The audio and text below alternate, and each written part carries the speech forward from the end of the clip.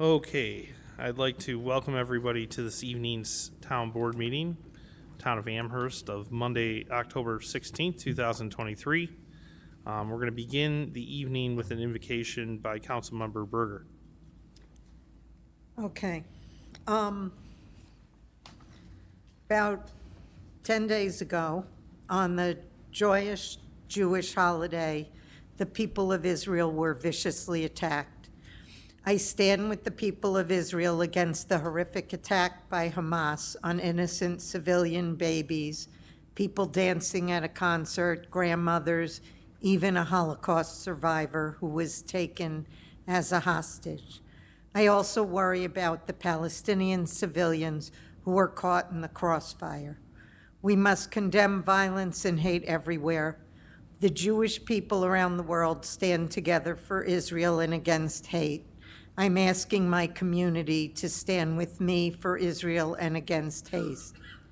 Please take a moment to reflect or pray for the fallen and injured civilians and Israeli soldiers as they fight terrorism. Please rise for the pledge. I pledge allegiance to the flag of the United States of America and to the republic for which it stands, one nation, under God, indivisible, with liberty and justice for all. With that, I would ask our town clerk to please call the roll. Supervisor Copa. Here. Deputy Supervisor Buckeye. Here. Councilmember Berger. Here. Councilmember Lavin. And Councilmember Zakala. First item on our agenda is the approval of minutes from Monday, October 2nd, 2023. A motion those as they appeared. Second. All in favor? Aye. All right, first item on our agenda is, well, first we have a series of public hearings, beginning with Resolution 841, acquisition by eminent domain of the Boulevard Mall parcels. I'm going to motion to open the public hearing at this time. Second. All in favor? Aye. Okay. So I'm going to start off just by introducing our town attorney on the matter and the question on hand. So on November 22nd, 2022, the town board held a public hearing on the proposed acquisition of the Boulevard Mall parcels in furtherance of the town's urban renewal plan. That public hearing was properly noticed in compliance with applicable law.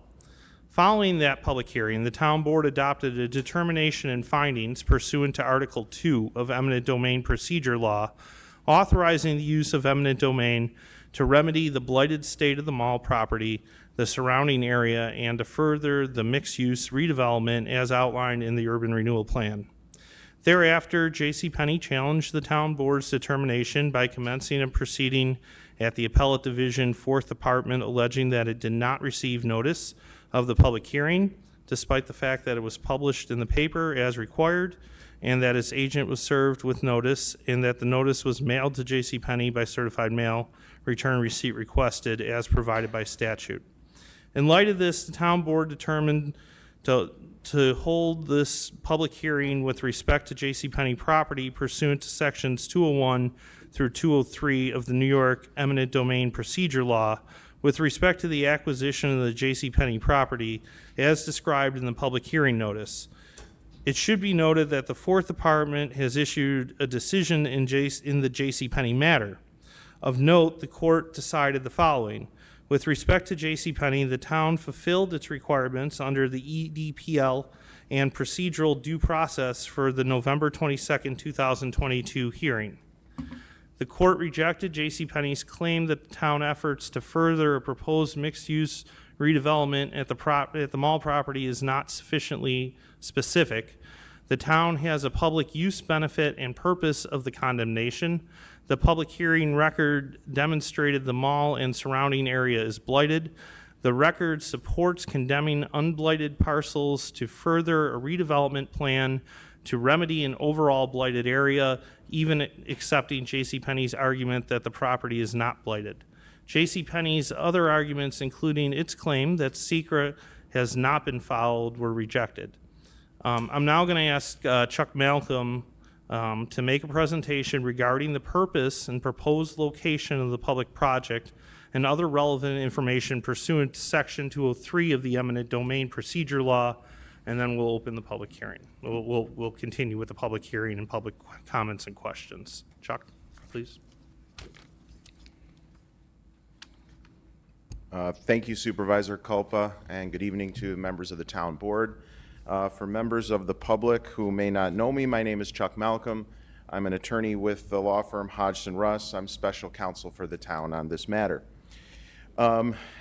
As was articulated, we're going to have a public hearing with respect to the acquisition of the J.C. Penney property in furtherance of the Boulevard Mall redevelopment project. A couple of housekeeping matters I'd like to get out of the way first. Notice of this public hearing was duly served on the assessment record billing owner and counsel, and I believe counsel for the property owners here today. And it was published in accordance with Section 202 of the eminent domain procedure law. Proof of publication and service will be made part of the public hearing record today. In accordance with Section 203 of the eminent domain procedure law, a stenographic record of the hearing is being made, so we have a court reporter here.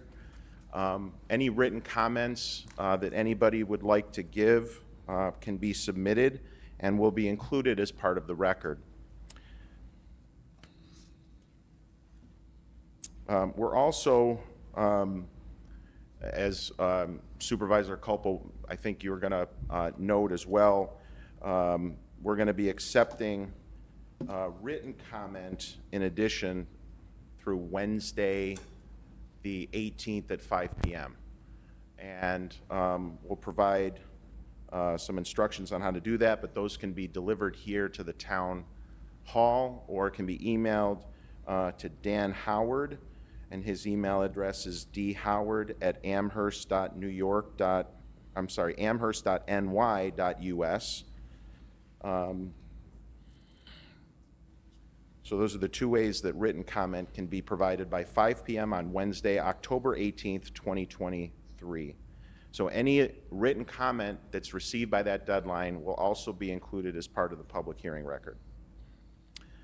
Also, as part of the public hearing record for today's hearing, we will be incorporating by reference the entire public hearing record for the November 22nd, 2022 public hearing that we've already had, as well as the town board's prior seeker determination in this matter, and the determination and findings made by the town board on January 30th, 2023, as well as all of the court filings in the J.C. Penney litigation with the Appellate Division, 4th Department, including the decision the Supervisor Culpa referenced that was issued on October 6, 2023.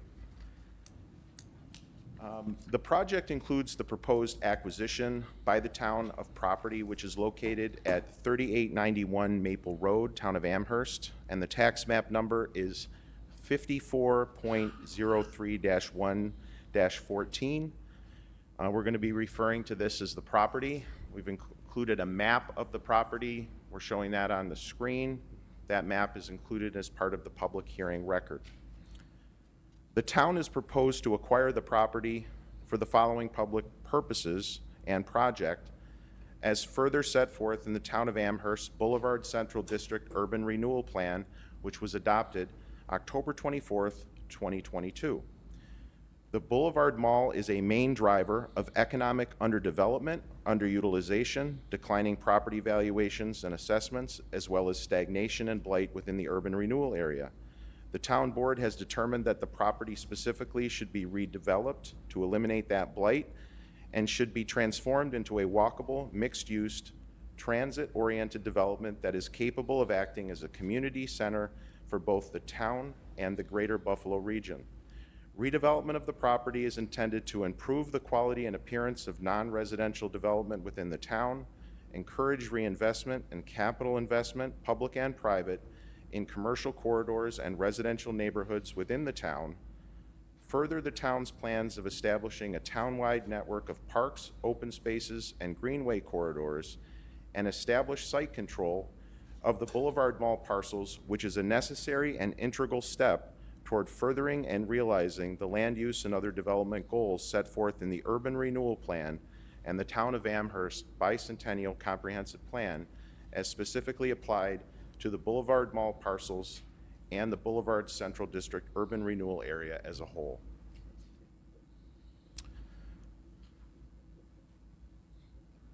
The property was subject to lawful and properly noticed EDPL Article 2 hearings pertaining to the project. Prior to today, on January 30th, 2023, the town adopted a resolution authorizing the acquisition of the property.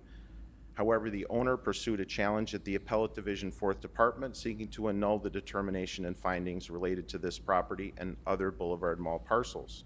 The Appellate Division 4th Department confirmed the determination and findings on October 6th, 2023. The Appellate Division confirmed the town's acquisition of the property will, quote, allow the town to hold complete title to the mall property and will thus foster the redevelopment of the area in order to eliminate blighting influences. Acquisition of the property will include acquisition of land, buildings, and other improvements, if any, situated thereon, and all other real property interests of any kind or nature. There are no viable alternate locations for the proposed public project because the Urban Renewal Plan only contemplates and authorizes the redevelopment of a geographically limited and specifically delineated area of the town, the Boulevard Central District Urban Renewal Area, of which the property is part. With that area both currently exhibiting blight and being centrally located on a main thoroughfare and commercial corridor in the town, such that the redevelopment of that area is most likely to further the purposes of the Urban Renewal Plan. The J.C. Penney property is integral to the redevelopment plan as a whole. As a first matter, redevelopment of the declining mall must address the entire property of which the J.C. Penney's is a part. Further, the redevelopment concept, as set forth in the Urban Renewal Plan and in conformance with the town's comprehensive plan and updated mixed-use zoning districts, require mixed-use centers utilizing a blocks and walkable streets concept. Can we see the next slide, please?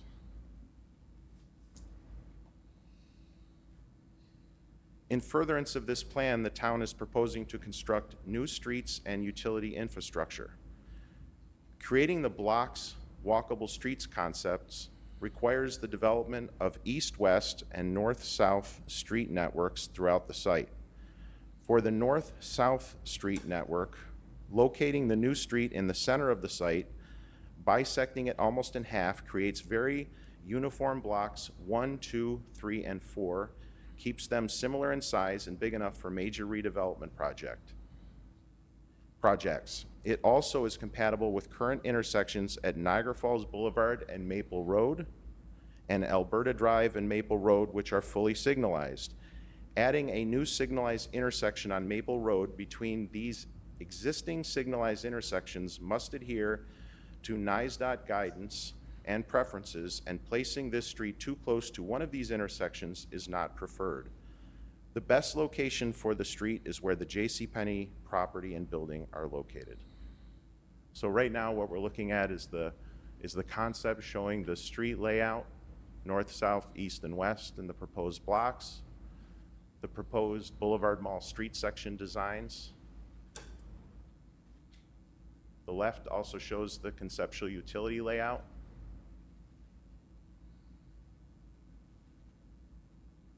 You flip to the next slide, please.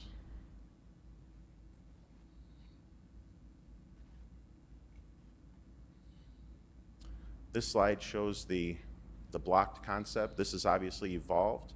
This is the original depiction in the Urban Renewal Plan, showing the center park green space area and the blocked walkable street concept. Can you go back to the prior slide?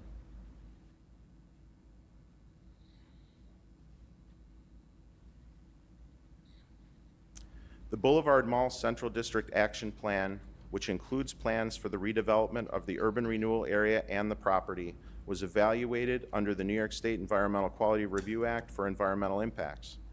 Specifically, a final generic environmental impact statement was prepared by the town board that evaluated projected growth scenarios and cumulative environmental impacts of that growth over a 20-year period. The FGEIS was approved by the town board, and the town board issued a finding statement under seeker on January 6, 2020.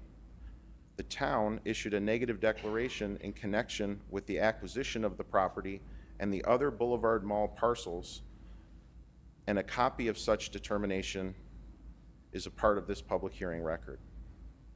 Thus, the town board determined that there will be no negative general effect or impact on the environment. Future development proposals concerning the property and any potential impacts thereof, if any, will be considered in accordance with the provisions and procedures set forth in the FGEIS, and it is expected that the acquisition of the property will have in general a positive effect on town residents because the acquisition is designed to address blight, stagnation, underutilization, underdevelopment, and nuisance conditions in the Boulevard Central District. The property and other Boulevard Mall parcels are kept in an underutilized and aesthetically poor condition. Surrounding properties are currently being negatively affected by that blight.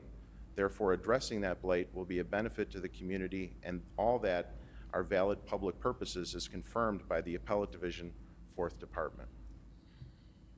And with that, I will turn things back over to Supervisor Culpa. Okay, thank you, Chuck. This project's taken a long time and has undergone a lot of evolution. We heard from our presentation about what's happening with the project. My understanding is that there's representation here for JCPenney's. I'm going to invite you to come up first, and then we'll invite the rest of the audience to participate as they wish. You just state your name and firm association for the record. Certainly, Mr. Supervisor. My name is Megan Doherty. I'm from Harder, Seacrest, and Emery Attorneys, here on behalf of Penny Property Subholdings, the title owner of the JCPenney store. Certainly, it's Megan, M-E-G-A-N, Doherty, D-O-R-R-I-T-I-E.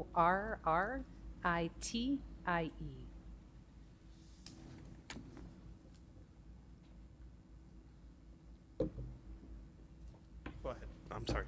Thank you, Mr. Supervisor, and the rest of the town board. Curious to know, is there a time limit? I noticed on the agenda So you have as representation of a party of 15 minutes. Everybody else has 3. Thank you for that clarification. I don't anticipate taking all that time, especially because I did hand up some materials for you all to consider as part of your deliberations on this particular matter. I'd like to start by thanking you for scheduling another public hearing here. This is a great opportunity for JCPenney to actually supplement the record that was previously created. JCPenney, despite the town's best efforts, did not receive any sort of notice of the hearing until February, so well after the hearing had been conducted. So we appreciate this opportunity to supplement. So just a couple factual things that I'd like to make sure everyone is clear on. The JCPenney store is not actually part of the mall property.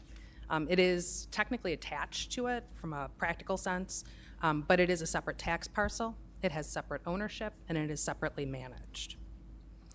There's 4 different points that I'd like to leave the board with during your deliberations. First is that the Penny's property itself is in no way blighted. It has 56 employees right now. It serves more than 1,300 people a day. It is economically viable. In no way is it stagnant or underutilized.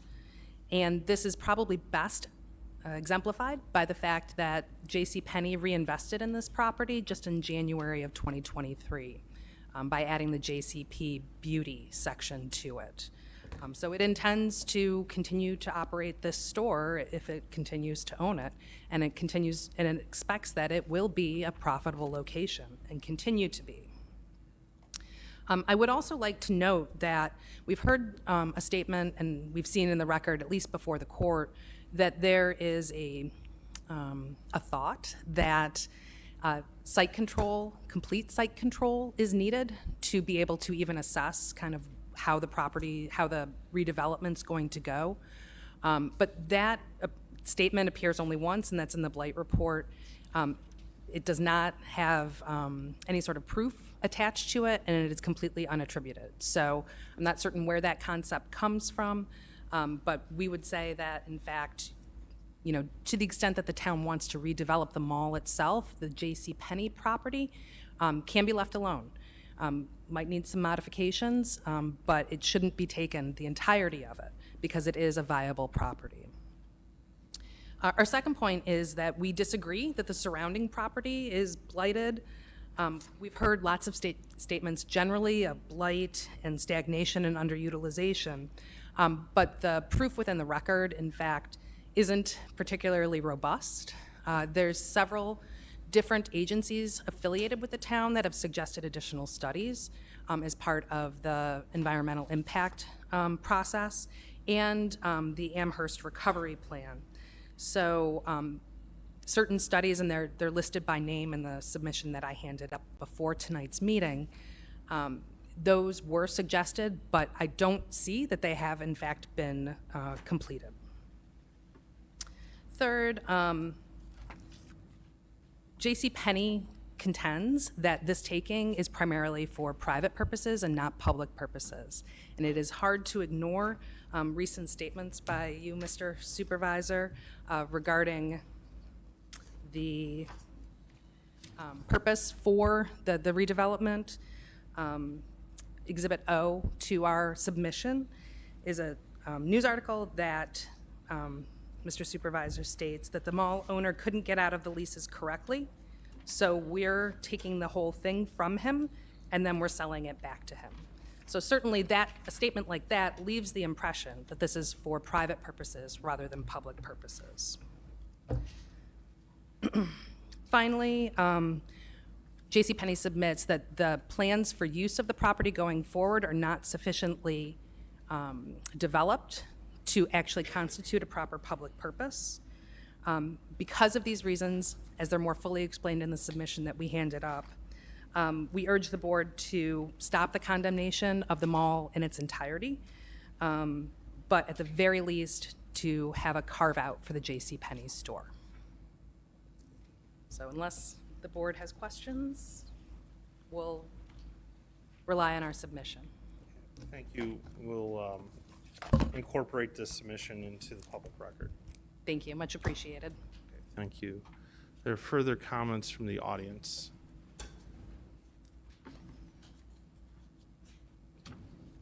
When you come forward, I'm going to ask you to just state your name and address for record.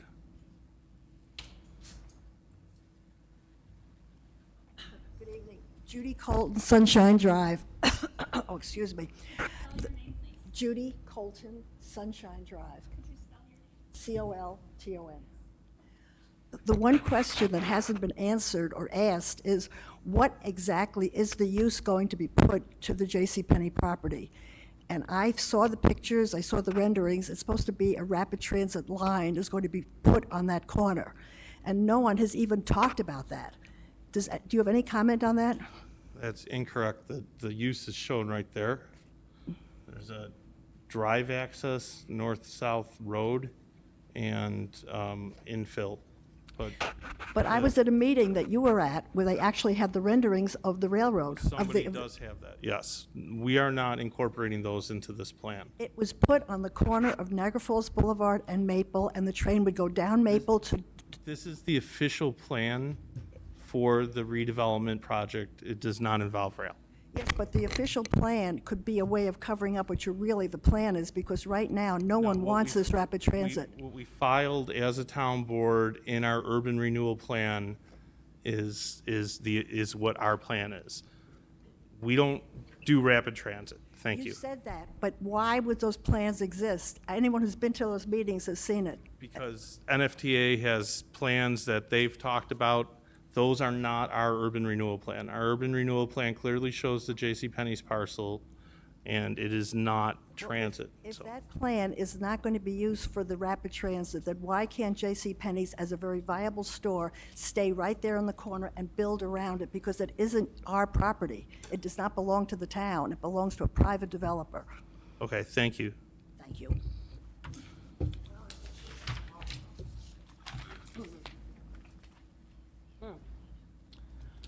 Kathy Acolita, 215 Maple Road. Kathy with a K. Aquilina, Aquilina. With this going on, I want to know how much this is going to cost. With all that's being done with our money, you're just throwing it away. Now, why isn't Mr. Jamal doing something with this, or was this a plan from day one when he was picked up and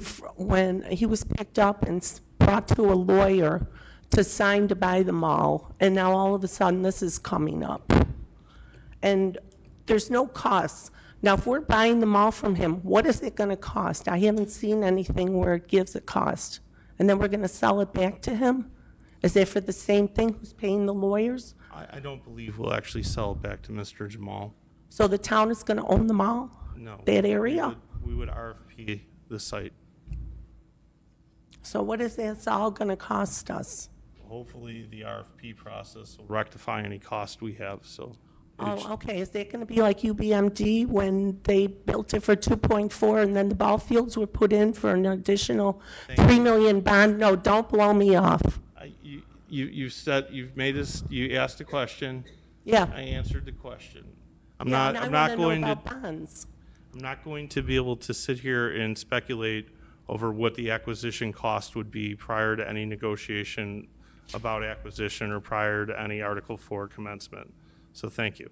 No, oh, no, thank you for not giving any answers, as usual. Thank you very And much. this will be accepted because this board, everything is unanimous. Okay. Anything further from the audience? All right. Seeing none, I'm going to motion to close the public hearing. Second. And we will continue to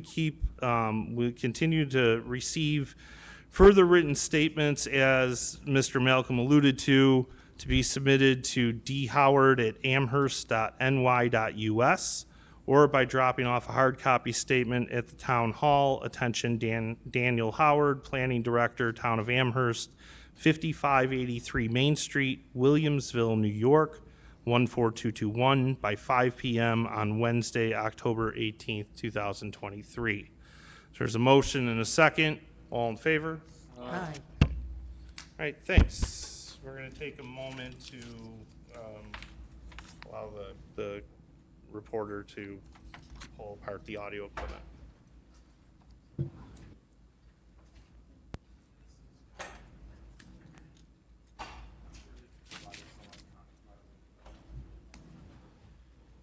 you.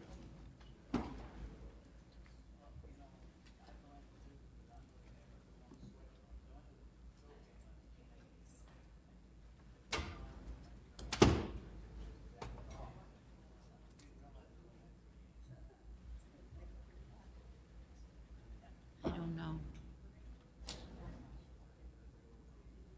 Are we all clear here? Well, she's probably working on it. All right, we're going to continue with the board meeting this evening. The next item on the agenda is Resolution 842. It's a public hearing. It's the first public hearing and a request for funding of the 2024 Community Development Program Annual Action Plan. I'll motion to open the public hearing at this time. Second. All in favor? Aye.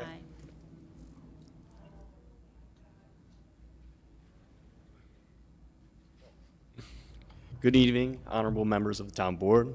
My name is James Quinn, and I'm an assistant planner with the planning department and serve in the community development division under Lori Stillwell. It is an honor to present to you the first public hearing for the Excuse me development. for a minute. Can we get someone to close the second door? Thank you, Jane.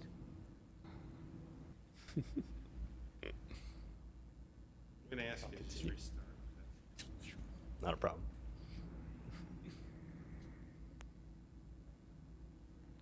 Okay, I think they, I'll just go ahead. continue.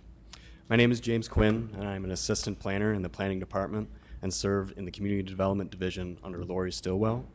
It is an honor to present to you the first public hearing for the development of the 2024 action plan for the town's community development programming.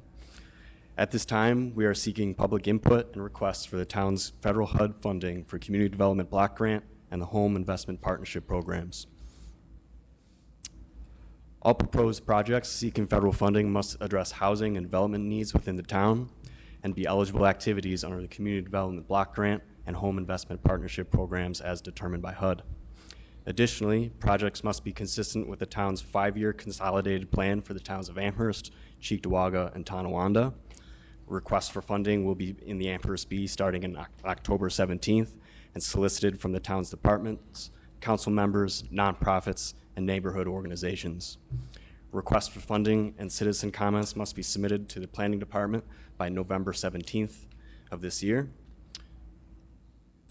This past year's federal allocation was $628,897 in community development block grant. 7% of this allocation is shared with the Village of Williamsville per a cooperative agreement. For Home Investment Partnership Program, the federal allocation was $1,010,939. This was shared with the towns of Cheektowaga and Tonawanda as per our home consortium. Amherst's annual share is annually typically between $200,000 and $300,000 after administrative costs are taken out. Past programming typically includes the homeowner rehab for low and moderate income homeowners, the Family Justice Center, the Amherst Senior Van, ADA sidewalk ramp replacements, housing counseling, and first-time home buyer closing cost assistance. In 2024, we are anticipating to be level funded in both the CDBG and home programs. This year's community development block grant allocation is $628,000, which again is shared with the Village of Williamsville. The Home Investment Partnership Program for 2024 allocation is an even $1 million. Eligible activities under the Community Development Block Grant Program include neighborhood reinvestment and housing rehab activities. This includes weatherization and lead paint remediation. Public service activities are also eligible and includes after-school programs, services for seniors and the disabled, as well as counseling for people at risk of losing their homes. Public infrastructure and neighborhood improvements such as sidewalk replacements, community center improvements, pedestrian amenities, and park improvements are eligible activities as well, but they must be located within specific census tracts within the town. This is a map of qualifying census tracts in the town, which makes up our targeted neighborhoods in public infrastructure improvements. Under the Home Investment Partnership Program, eligible activities include homeowner and rental rehab, housing rehab activities, such as roof replacements, addressing code violations, or adding handicap accessibility features. Home also allows for activities that improve access to homeownership, such as first-time homebuyer programs, closing cost assistance, and purchase subsidies. To review, this is the first public hearing seeking public comment on funding priorities and requests for funding. Requests for funding notices will be formally sent out on October 17th, and we ask that requests and public comments are received by the Planning Department no later than November 17th. After that, we'll draft the 2024 action plan and make it available for public review on December 13th of 2023, beginning a 30-day public comment period. The draft 2024 action plan will be available for public review in the town's libraries, the Planning Department, the town clerk, Village Hall, and online under the community development page of the town website. A second public hearing will be held at a regularly scheduled town board meeting in January 2024. We'll take comment on the draft action plan in writing at that hearing. We'll have 30 days to respond to the public comments received and put the final action plan before the board approval for mid-February 2024. Once approved, the final action plan will be submitted to HUD for their review and approval by the end of February. Interested citizens can submit written comment and funding priorities to the Town of Amherst Planning Department by mail or in person by November 17th. For questions or to discuss eligibility, they can contact myself via email or by phone. Thank you. Okay, thanks, James. First, any questions or comments from the board? Obviously, this being the first public hearing, we're hoping to solicit interest. Is there anything this board wants to mention first? All right, we usually have a pretty robust offering of programs, but I'm going to turn it over to the audience. Does anybody wish to comment on the 2024 Community Development Program Action Plan at this time?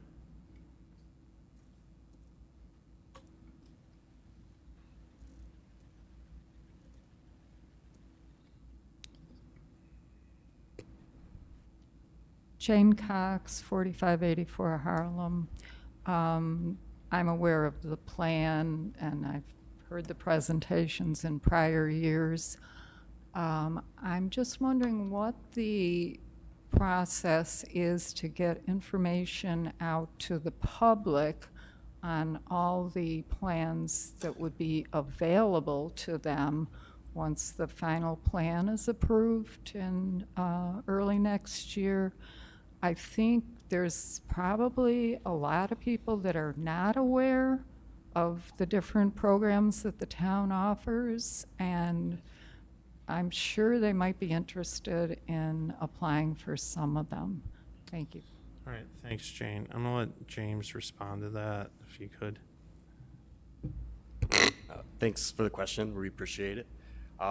Just to kind of backtrack a little bit to answer, I think, the first part of your question, as far as public outreach and kind of letting everybody know that the funding is available. Again, I want to repeat that we provide the plan at all the town libraries, the planning departments, and town clerk. So that's first stage. Second stage is we also solicit the plan to neighborhood nonprofits. A lot of these nonprofits work with members of the community, especially our Amherst residents. So that's typically how we get the word out to different people and to our residents. And of course, this public hearing itself is a way that we get the word out.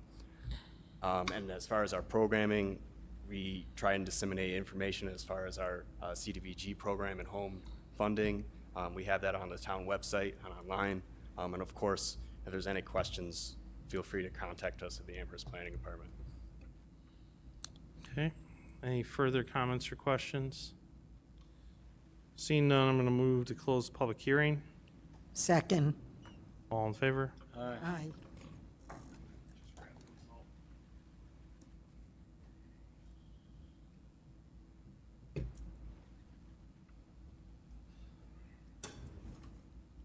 The next public hearing is local law to override the tax levy limit established in general municipal law subsection 3-C, resolution 843. I'm going to motion to open the public hearing. Second. All in favor? Aye. So budget is the supervisor's budget's been submitted. We have, similar to last year, scenario where we're likely to have an approved budget or a fully adopted budget in November. Last year, we held a similar public hearing on overriding the tax levy limit. We did not end up having to do that. This year, I'm not sure how we would arrive at a similar conclusion, but I'm going to go through some of the circumstances facing us this year, and we can then take questions and comments. So first, I'm just going to go through the submitted budget as it's currently sitting there. There's a general fund portion. Obviously, for anybody who doesn't know, our budget includes sidewalk snow relief districts, water districts, drainage, sewer, fire, lighting, highway, community environment, park town, and central alarm. And this year, a lot of our attention is paid to general fund items and some fire items. Biggest change between last year and this year is going in from 22 to 23, we had created a surplus in well in excess of our fund balance goals of 10%, and applied the surplus to make sure that we weren't holding on to taxpayer value dollars. This year, with a drop in mortgage tax, because we have an increased federal interest rate, amongst a couple other revenue offsets, we don't have the surplus to apply that we have in some prior years. Looking at it this year, I'm trying to remember why I put this sheet in. Basically, we have, I'm going to skip that page for a minute. Basically, if you look at where we were coming into 24, we're sitting on a general fund balance as of 22 of about 12.3%, or 13% total fund balance. As I mentioned, we had some revenue shortfalls. Biggest one was mortgage tax as home sales dropped with increased interest rates. And so this year, less to apply in terms of revenue from last year. We're still looking with this year's budget to hold close to an 11% fund balance. Again, much more in our stated 10% goal. The volumes that we saw increases in coming into 24's budget included in personnel services. A lot of that is we have several union contracts now coming upon their last year or last 2 years. Those union contracts, especially the ones signed pre-COVID, typically had larger kickers towards the end of their contracts. We also have an increase in our debt, and primarily that's due to some offsetting projects, including a very large lighting project, which is about a $33 million project, and a project at Royal Park where we're matching a grant.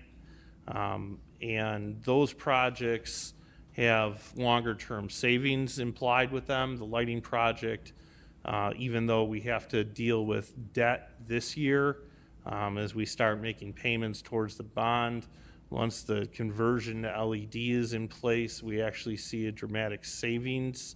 And so I forget offhand how many years that paid for itself. But 24 is the tough year because the conversion's not done, so we don't have necessarily have the offsetting utility savings. Nevertheless, in years come, that utility savings will be pretty tremendous. And the project is actually an EPC, or an energy performance contract, which means that offsets over the life of the bond actions. I mentioned so I'm speculating $1 million less in mortgage tax than what we would have bonded or what we would have budgeted for last year, as we continue to see feds holding lines on interest rates, or even actually increasing them potentially before year's end. We do have some favorable items, including an increase in sales tax and an increase in debt reserve. We have done well with our insurance programs, so we don't have tremendous change in those items. But again, the biggest thing is what we have in fund balance this year versus last year, and then change in adjustment in utilities. So as we start to see some of those things offset, we expect utilities to continue to drop, our utility costs to continue to drop, and that will be mostly due to that lighting project. And so we're happy to see sort of the direction that's heading. We did have a very good year in highway budget, so we'll be able to apply fund balance from highway budget to offset some of the cost. Moving forward with our CIP program, I'm not going to go into all of the stuff here. Obviously, this has less to do with the tax levy override, but I just wanted to kind of go into where we were with appropriated funds. Proposed amounts to be funded in 2024 are $24,112,000 in long-term bonding. But we were able to get significant funding from the state this year. Anybody who's ever heard of the West Side Interceptor project, it's been on the books for some time, mostly in out years, about a $30 million cost.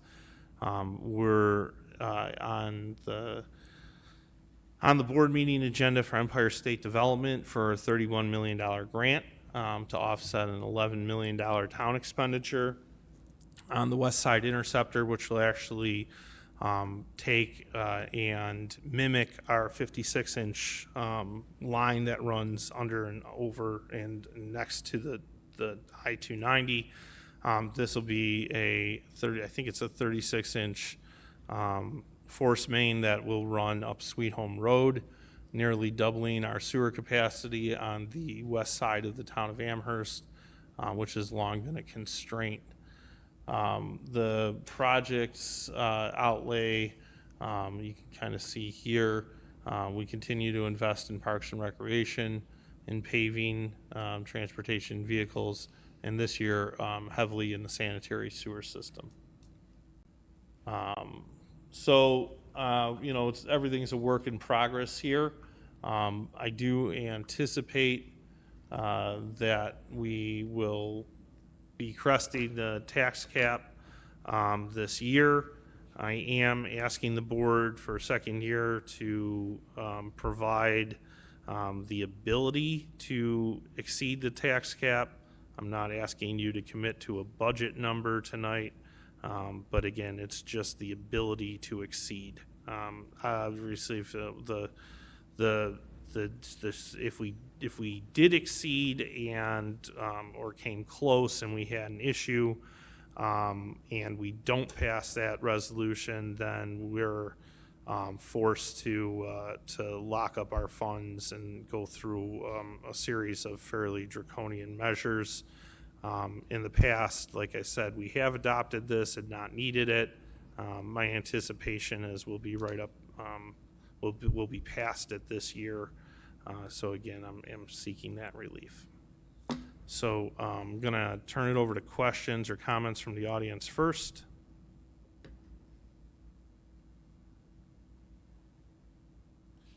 Seeing none, we're going to continue to work on this as a board, but I'm going to motion to close the public hearing.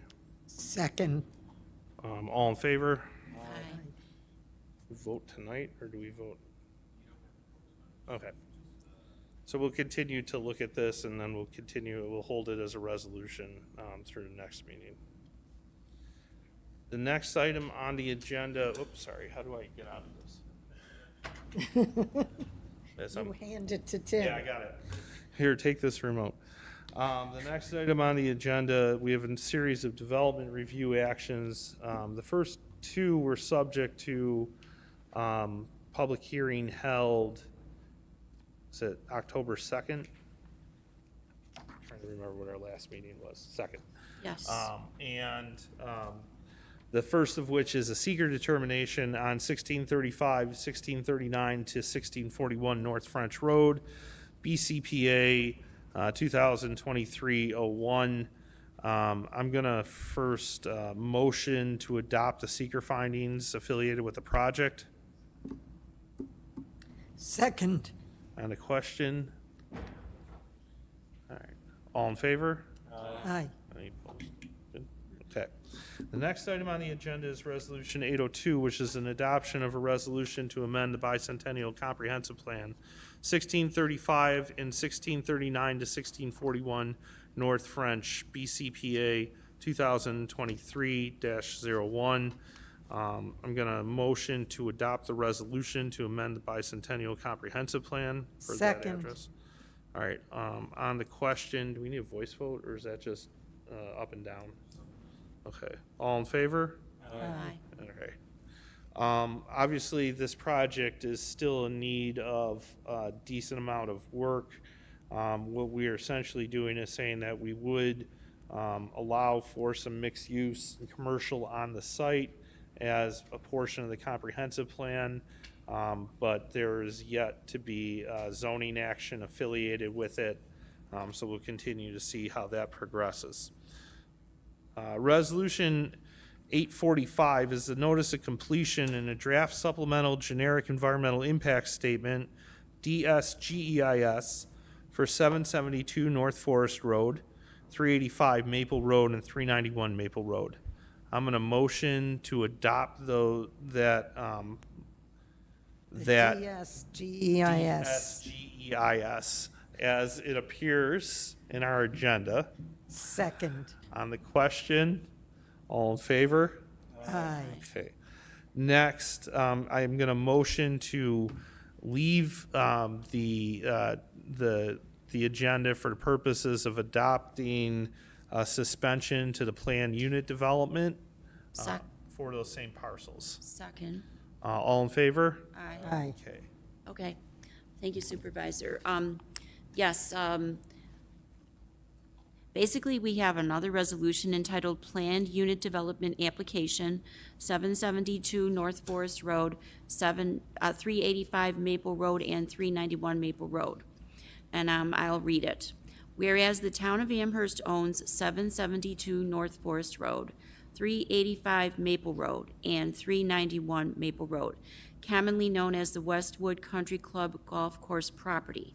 And whereas the town of Amherst has prepared a proposed development plan for conversion of the property to a public community park and desires to start construction on the southerly portion of the proposed park, which will be developed for active recreation, including relocating a historical museum and constructing venues for cultural entertainment opportunities.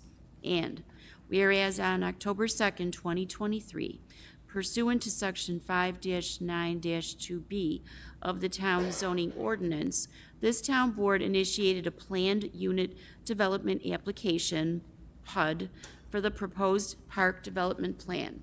And whereas pursuant to New York CRR Part 617 of the State Environmental Quality Review Act, SEQR, and Town Code Chapter 104 as amended, the Town Board is the lead agency for the proposed development of the property and has issued a positive SEQR declaration for the proposed PUD application and proposed park development plan, requiring the preparation of a supplemental generic environmental impact statement. And whereas the town has since amended the PUD application as part of its preparation of the supplemental generic environmental impact statement, now therefore be it resolved that the town board accepts the amended application and will make such amended application available for public review and comment, and hereby directs the planning director to post the amended PUD application on the town's pending development projects webpage. And basically, for today's agenda, if you're looking at the website, the section we're referring to would be pages 125 to 128. So there have been some minor modifications on those pages that pertain to the PUD application. So that's in essence what this suspension really is trying to address, so that we can have the proper updated application available for review for the public. And I so move. Second. All in favor? Aye. Okay, with that, I'm going to motion to return to the regular agenda. Second. All in favor? Aye. Okay, the next item on the agenda then is going to be public expression. I'm going to motion to open public expression at this time. Second. All in favor? Aye. Tom, do you want to, Tom Wise, you're good? Okay. That's fine. I just want to make sure, give you a chance. You're on the list. Okay. Just to kind of let you know, Tom originally signed up to talk about street lighting issues. We certainly have some street light maintenance issues that are forcing us to direct contractors in certain manners while we're doing our street lighting upgrade in terms of maintenance. I think I can say it's important to every member of this board that we see this project continue to support union labor. And while there might be multiple IBEW union halls in this town, I think all of them are important to this board. And I'll just reiterate that at this time. Well, if there's an issue related to street lighting, it should go to me and Chris. This has to do with the National Grid that maintenance and piece. Okay. yeah, but, okay. All right, Anna if I get this right, Salvamoser Goldberg? Did I get it? No, That, Tom. no, she's on the current list. It was another page that he signed after the, They were the first two in the room. okay, I know that. he's there, it's probably, So okay, I see. I thought you meant he was signing now. Anna, we'll switch in one moment. Tom, go ahead. Okay, good evening, Supervisor Culpa and town board members. My name is Thomas Frank, and I reside at 5403 Main Street. And I want to thank you for allowing me to public comment for 3 minutes. And I'm not going to comment on resolution, the previous one, 842, the program for the annual action plan. What I would like to comment on, secondly, is the economic development resolution 858, the acceptance of the strategic economic development plan. This is very critical. I've just got a notice from the DEC, the Department of Environmental Conservation, as far as the New York State Department of Environmental Conservation regarding what they're doing with Lake Ontario and the St. Lawrence Seaway, as far as and the park, as far as the parks, recreation, and historic preservation. And I just want to bring to your attention a sense of strategic urgency as far as Ellicott Creek and Tonawanda Creek, as far as their connection to the Niagara River Greenway, that you're a part of the Niagara River Greenway. And the Amherst Central Park Greenway is, in terms of long-term, the interconnection of the Greenway, the LWRP, the Local Waterfront Revitalization Plan, the 500 pages, as far as putting together. And I'd just like to bring to your attention that at 8:30 a.m. on Friday, the Amherst IDA, the Industrial Development Agency, is going to meet regarding a public-private sector partnership for the between the University of Buffalo and the Niagara University. As far as you're looking at a project capitalization that's going to be, well, it's a part of what they're doing with the environmental education. How this is going to be tied into the school districts, the Williamsville, Amherst, and Sweet Home school districts, as far as positively motivating, as far as their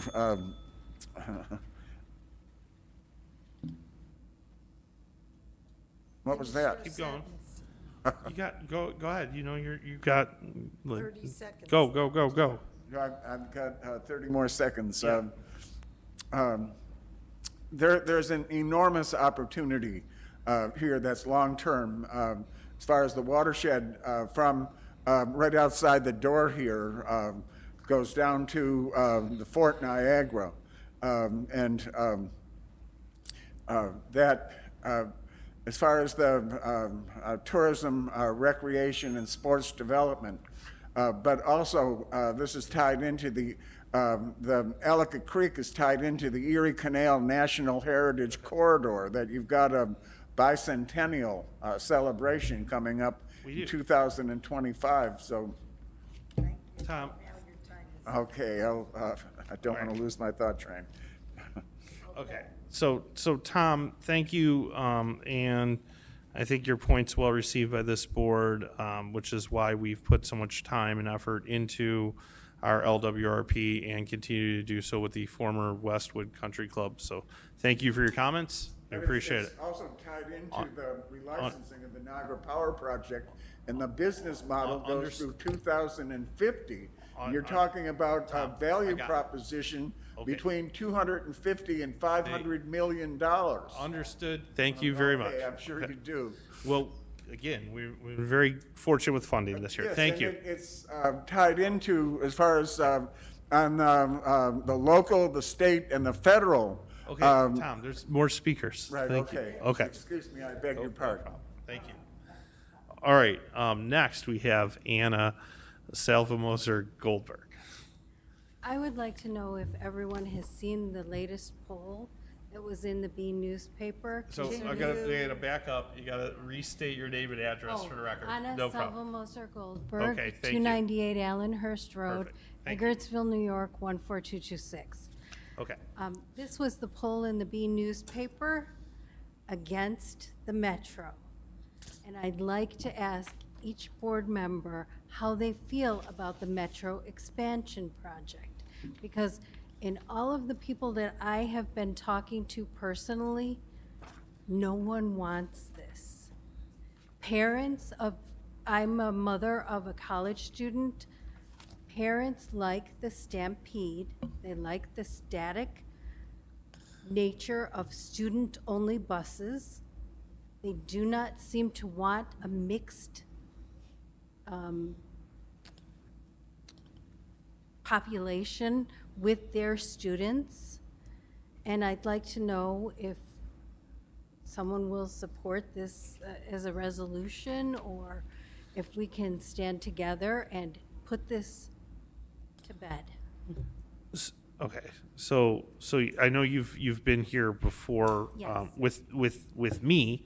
I would say again. So just to have a little clarity. So this isn't a town-driven project. No, I know it's not. Okay. But I'm hoping that if the board stands against it, as they did in the past, that we can stop the NFTA from going on this horrific pathway to create a fixed route that will go nowhere. So I can just say, because I mean, there's a lot of moving parts right now to a lot of this, and I know there have been some people, I don't know if that included you, who have recently begun a conversation in town Tonawanda similarly. I do have meetings coming up with my peer supervisor in that community, and I think that there is a lot of shared concern between this board and that board relative to the direction of the project, the scale of the operation, the speed. All of those issues continue to be an item which I have heard myself or other board members opine about. That said, I don't want to sit here today and say I'm going to endorse a resolution because there are a lot of conversations to be had. I think certainly as a town supervisor, I'm not pulling any of the rest of the board into this mix. There's a definitive need for better public transit access in the community. We And- 100% agree with better transit, but we believe that better transit would be buses that could go to the airport, that could go to the new stadium, that could go to UB, that could go between the two campuses, as the Stampede already does. So I think that like I say, I think that there's probably a lot of shared concern between you,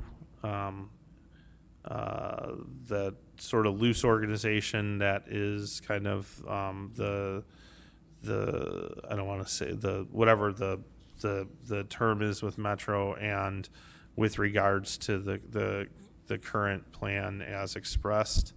I would tell you we're probably better off having some candid conversations about that before we are going to sit here and opine about it publicly, especially without somebody from the NFTA here. So I don't want to do that, but I would be happy to have a direct conversation with your. I know there's a few of you, right? It's not just a couple of you, but there's a group of people. I would rather have some direct conversations with that organization as I continue to meet with our partners in government to talk about this. I don't want to look like or try to make it sound like we're dodging questions. This community desperately needs transit upgrades of some kind. We just feel that Niagara Falls Boulevard is the wrong street to take down to one lane on either side of the road. So why don't we agree, and I'm happy to set up a meeting with you through my office, and if there is another board member who's interested, I'll invite them to attend. We're going to limit it to 2 of us so we're not breaking any opens meetings laws, okay? All right, thank you. All right, any further, come on up. Sorry, I don't know if we're still on a list, if we're not on a list anymore, so we're gonna go this gentleman, then we'll go back over to the 2 of you. Yeah, then we'll go to Tom, then we'll go to the gentleman in the back. Hi, I'm still on the topic of the Metro Rail. Sure. My name is Michael Niger, and I live at 118 Amherst Road. I have a couple of handouts here. There's 2 of them. One is the stapled one. Okay, sure, thank you. So, yeah, myself and Anna, we represent the Stop the Metro campaign. I'm going to read a short statement real quick, and then I want to update you on what we've been up to. It is true acquiring government funding to expand the rail will bring short-term dollars to a strained system. However, long-term, this will continue to keep Erie County from being the prosperous community that it deserves. This would possibly impact the county with more subsidies for an unused expanded rail, as well as destroy the businesses and community that have been able to thrive in the area in its current form. Remember, it took over 30 years for downtown Buffalo to come back from the construction of the initial main line. It would be very sad to see this happen all over again. In addition, the rail line, as it is currently proposed, will cannibalize existing systems, busing, roads, making traveling in the area known to be easy to get around, 20 minutes, any destination in the city, more time-consuming, and will benefit a narrow segment of the local populace. We saw how bus response times got much slower after the main rail line was implemented. We want to emphasize that in our area, we are a diverse community who are by no means are against the NFTA.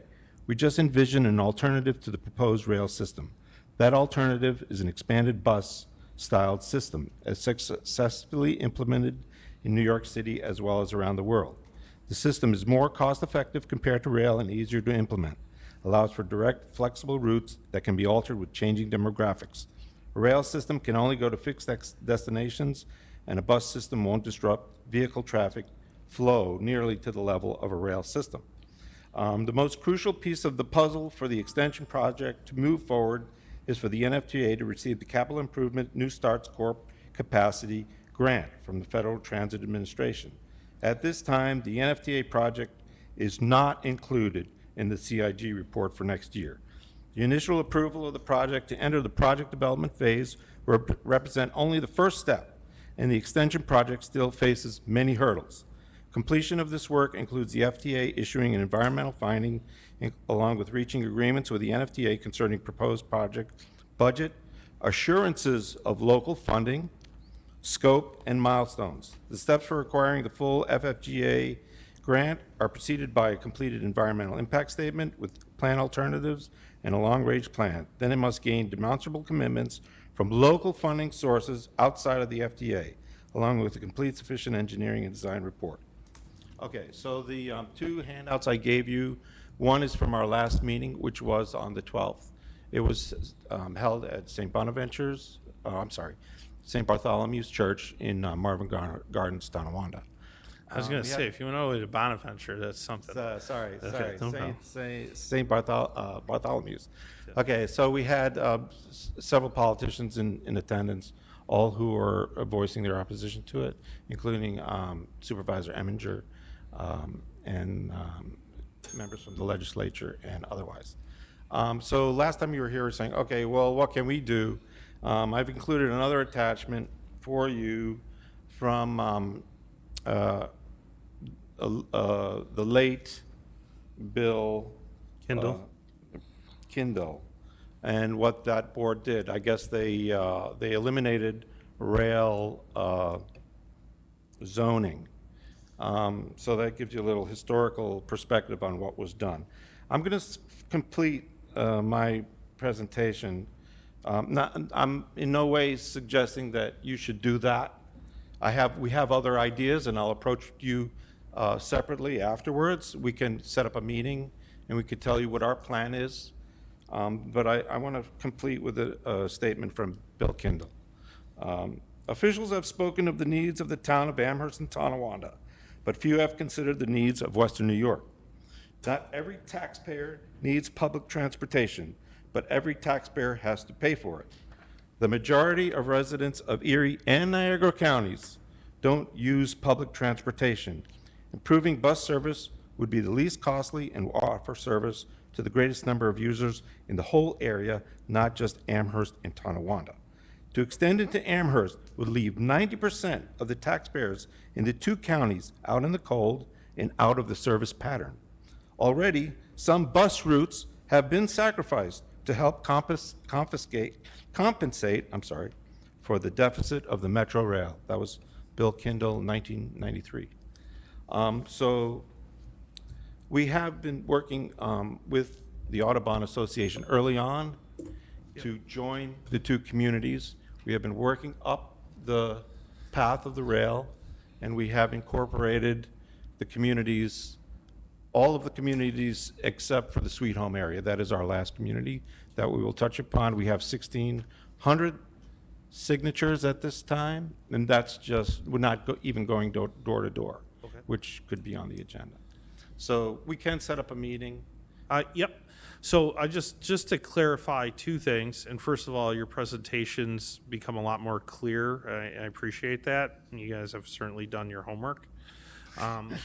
The reality about zoning for transit, the idea that you could change your zoning ordinance and stop transit on a state route is kind of nonsensical. I mean, the reality is local land use law, New York State authorities don't have to follow local land use law. So I know that was an effort back then.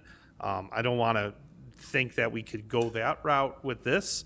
I did say I was happy to set up a meeting with my office. We'll start there and we can have that conversation. Okay? All right. Thank you. That's just me wearing my planning hat.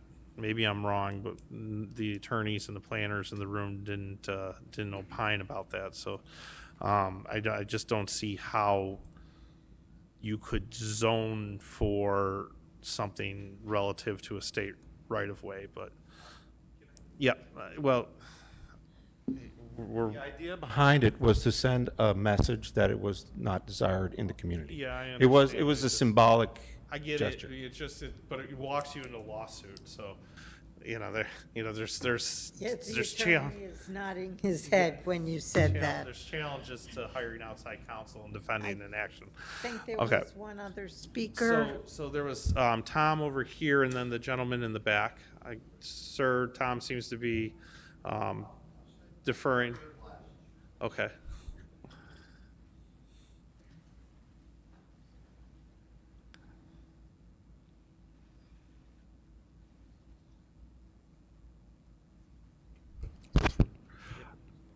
Joe Stolteri, 23 Rhinewald. I wasn't going to come tonight, but I heard you on the radio earlier, Supervisor, so I thought, oh, there must be a meeting tonight. I'm just trying to get a little bit of guidance or direction, and seeing that Supervisor, you were formerly the village mayor.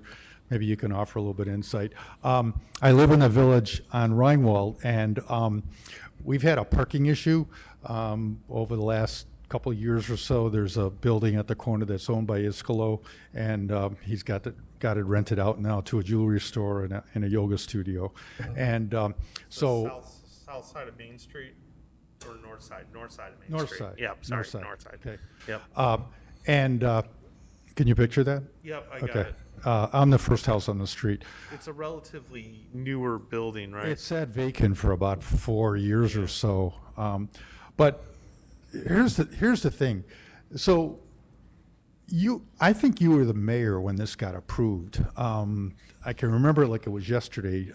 We had to force it because the building was falling down. Well, yeah, but then Dave Chiazza and probably Sean Hopkins was with him. They had this slick picture up there, and there were a few concerns. The people that were in the condominiums, they didn't want their view blocked by having a second story. There was parking issues or whatever, and then they were squabbling over 12 spaces, 13 spaces, two handicap, one handicap. So, then nothing happened and the building sat vacant. And so now they've got these two operations there, and the people that are running these things are telling their employees that they are not allowed to park in the parking lot. How crazy is that?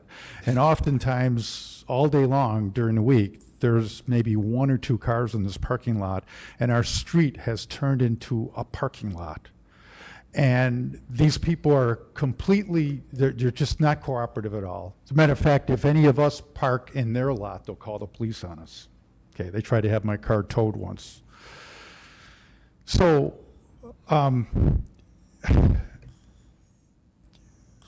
Village Point, those signs were just put up there.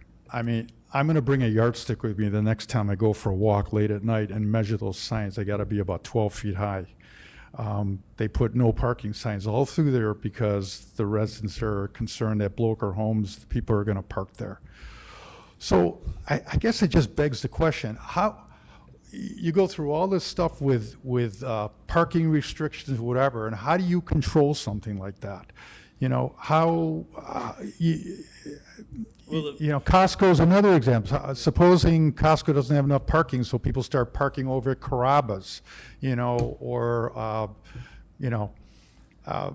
So that at least is one single owner. The first thing to do is to have a conversation with Iskolo about saying, hey, look, employees hung need the to be able phone to up on park in me. a lot. They don't want to be part of it at all. I agree. I'm not understand that I'm saying my office can have a conversation about that, about But where isn't employees it are really a parking. village issue? It is. Employee parking is a. We're stepping on the village's I don't- toes. And they They prefer it to traffic completely. and safety. They want to put it off on traffic and safety. So the village has a process for, say you wanted to change parking restrictions to 2 hours on your street, And right? I've Which would suggested that. force people to move cars. So the village process is to refer to traffic and safety for traffic and safety to make a recommendation to the village board. The village board then could adopt a local law amending parking on the street. So is that a process that is underway? Well, there was no traffic and safety meeting this month. I guess it got canceled, so the next one is November. So again, when I heard your voice on the radio today, I thought, I'll come here and see if I can get a conversation going. I'll tell you what, if you email my office, I will have a conversation with the mayor to encourage her to. She knows about it, but I yeah. understand but Okay. I'll ask about where it is process-wise. Right. In the meantime, so we have the same issue on California near Main Street. Right. In that case, there's a restricted no parking area that people parking constantly. That needs enforcement. So there's an enforcement issue and then there's a legal issue. I think that it probably sounds like the village would need to make a change to its parking restrictions on the street in order to encourage people not to leave their car there for an entire shift. Right. It creates a quality of life issues. We don't get our services done. The street cleaner can't, the snow doesn't get done. My leaves aren't going to get picked up now when they start falling down. I And understand. backing in and out of the driveway is difficult, and school buses around the corner where the school is, Christian Central. It is a village item, and it is separately controlled by the village. I will, like I said, be happy to forward some correspondence to the mayor and inquire about where the process is. And the fact that those signs went up so quickly at Village Point, I realize that's the town of Amherst, although the village did own that property at one time. That's a whole nother subject. But I can't comment on they gave a lot of expediency. tax base away there. Normally, we're not known for our expediency here, so. Right, but, you know, what's to say once Blocher Homes gets fully developed, that cars aren't going to be parking on Belmont and North Ellicott, and, you know, because they tell their employees there's not enough parking, Understood. you know. It's not going to happen there. Well, Why? like I said, Why? we want to make. Oh, I We, know who it's for. It won't. oh. we want to make sure employees certainly have parking first in the allowed lot, so. Can I just say one more thing? So Iskolo owns that property in Maine and Gas Garrison. So I suggested to the village board that they should have Iskolo pave that lot for all his tenants up and down Main Street and have them park there similar to way Dent Tower and Northtown engage. I mean, they got a great relationship there. Northtown, you know, paved all that stuff, and they have some kind of a parking arrangement with Dent Tower because Dent Tower didn't have enough parking. Thank you. I appreciate that. Like I said, we are delving into village issues here, so I got to be careful. But Right. You But I'm just, went way past Amherst I get it. discussion. I'm drawing it back. all right, I'll send you an email. Thank you All for right, listening to thank me. you. All right. And if I may add one thing, the next Amherst Traffic Safety Board meeting is November 1st. It's a Wednesday. Okay, but I think he needs a village traffic and Needs a safety village meeting. Traffic Yeah. safety. So, okay. So we want tonight? Everybody's I okay. just wanted to come up, put it on officially. If you guys decide to change the streetlights, lavender. So I told Brian about this Yeah. privately, but I want to put it on public. Instead it. of the bright light lights like the village has, the old lights from Nagamahawk, that was from World War II. Lavender. Arizona's doing it. They're changing all their white lights out to lavender. That's all I got to say on that one. I mean, you look We at the white already lights. purchased the lights. It's a little late. Oh, you already did? Yeah, Oh, I we did sure not- did. Oh. We have lights, but maybe the lavender fragrance could be something we look No, into. I'm telling you, the Just the lavender. Arizona Power and Light, they're changing all their white lights out. It's, Wow. so, I wish I would've known. I would've came here sooner. Who knew? I thought you were joking. You're serious. I am serious. All right, thank I you. mean, originally, the yellow lights were for World War II. Right. The white lights just started out. I don't know who thought of those. Those are really, I mean. I got it. So, lavender. Okay, thank you for that. They're changing out Arizona. You learn something new every day. Anybody else this evening? Seeing none, I'm going to move to close public expression. Second. All in favor? Aye. Nope, that's right. We have a consent agenda this evening. I'm going to ask our town clerk to please read tonight's consent agenda. Supervisor Copa, 1. Councilmember Lavin, 1. Town Attorney, 1, 2, 3. Building Maintenance, 1 withdrawn, 2. Contract Compliance, 1, 2, 3. Court, 1. Economic Development, 1. Engineering, 1. Highway, 1. Human Resources, 1, 2, 3, 4, 5, 6, 7. Planning, 1. Police, 1, 2, 3. Youth and Recreations, 1. Under Public Improvement Permits, 1 was consent and 2 was consent. Thank you. All right, I'm going to motion to adopt this evening's consent agenda. Second. All in favor? Aye.